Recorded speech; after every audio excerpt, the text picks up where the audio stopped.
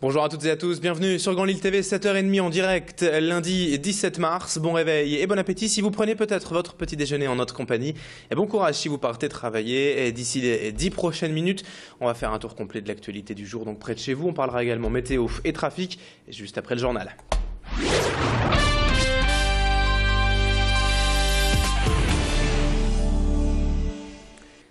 Et l'image du jour, donc tout d'abord à la une, c'est le retour du Ch'ti, édition en 2014. Le fameux guide de la métropole lilloise sera disponible ce week-end.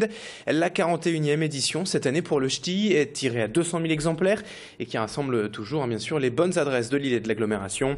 4 rubriques principalement, Lille pratique, Lille le jour, Lille à table et Lille la nuit, avec également les traditionnelles déclinaisons, désormais. Le Ch'ti en anglais pour les enfants et sur Internet. Ce week-end, comme tous les ans, les étudiants de l'EDEC investissent la place de la République pour la grande distribution, 2 jours d'animation, de fêtes et des dizaines de milliers de personnes attendues pour venir chercher leur ch'ti, bien évidemment toujours gratuit. Pour cet événement, donc les équipes sont en plein préparatif cette semaine et Tanguy Lécluse les a rencontrés. On a aussi un projet de sortir une application mobile, on espère en septembre prochain, toujours pour être plus proche des habitudes des utilisateurs qui sont toujours connectés aux réseaux sociaux, aux applications mobiles. Et voilà, on n'avait pas envie de rester dans cette logique de simplement proposer un support papier. Nous on se considère comme vraiment un guide qui peut orienter les Lillois dans leur sortie. Et pour cela, on doit être présent sur tous les supports modernes. L'actualité politique également à la une cette semaine avant le premier tour des municipales, ce dimanche 23 mars. Présentation des candidats de Roubaix cette semaine et aujourd'hui pour démarrer. Honneur au maire sortant, Pierre Dubois, le socialiste élu en cours de mandat. À la suite de René Van Durendonck, se présente donc pour la première fois devant les électeurs. Il est allé au contact des habitants durant la campagne. Nous l'avons suivi dernièrement lors d'une opération de tract au porte-à-porte dans le quartier de l'Épeule. Pierre Dubois évoque d'abord l'ouverture de sa liste, Roubaix respecté avec des personnes venues du Modem notamment. Il évoque également les grands projets urbains pour sa ville à travers 7 valeurs et 112 propositions. Et je vous propose de l'écouter. Pierre Dubois pour le Parti socialiste et un rassemblement de la gauche. Les principaux chantiers évoqués et pour ce mandat au micro de Tanguy Lécluse. Le fait de relocaliser autour des 2,5 hectares de la gare de Roubaix, eh bien 2 instituts universitaires importants. Roubaix est une ville universitaire.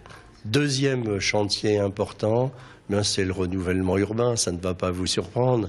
C'est de poursuivre l'ANRU, c'est de pouvoir requalifier les quartiers, c'est de pouvoir également, en tout cas, y apporter une qualité de vie. Troisième gros chantier, parce que ça nous appartient, autant qu'à Tourcoing et à Wattrelos, c'est de continuer le quartier de l'Union.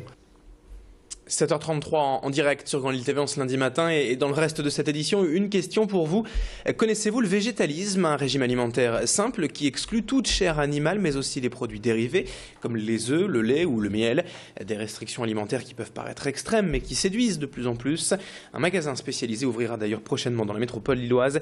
Franck Andrieux et sa femme Laurence prônent le végétalisme dans leur vie quotidienne et c'est parce qu'ils avaient du mal à trouver les bons produits qu'ils ont eu envie de créer leur magasin. Une boutique végétarienne, végétalienne et éthique même, car en plus de l'alimentaire, des produits cosmétiques et d'entretien seront proposés, mais aussi des cours de cuisine, des débats, des rencontres avec des diététiciens et des restaurateurs pour apprendre à vivre le végétalisme. Alors pour boucler leur budget et leur investissement, ils ont lancé une collecte de fonds sur le site de financement participatif Ulule sous le nom de VG Folies. Explication au micro d'Adélaïde Bollard. Il y aura aussi de faire des stages de cuisine végétalienne, ouverts à tout le monde, de faire des soirées débats, aussi de rencontrer les restaurateurs. Parce que nous, en tant que végétaliens, on est un peu coincés aussi par rapport aux restaurants de ne pas trouver les produits. C'est faire découvrir aux restaurateurs qu'on peut avoir des produits de qualité qu'ils peuvent utiliser dans la cuisine de tous les jours. On est en contact donc avec une diététicienne, Séverine Sénéchal, diététicienne d'Amiens, il doivent être 2 en France, diététiciennes qui sont végétaliennes, qui est prête à venir nous faire justement des conférences à la boutique. Et puis vous les avez sûrement déjà vus près de chez vous dans les boutiques ou supermarchés près de la maison, ces boîtes vertes de tri, de collecte des petits appareils électriques. On en compte aujourd'hui 5500 en France et 365 dans la région. Selon les études, il y en aurait même à Lille au moins une près de chez vous, à moins de 750 mètres de chez vous.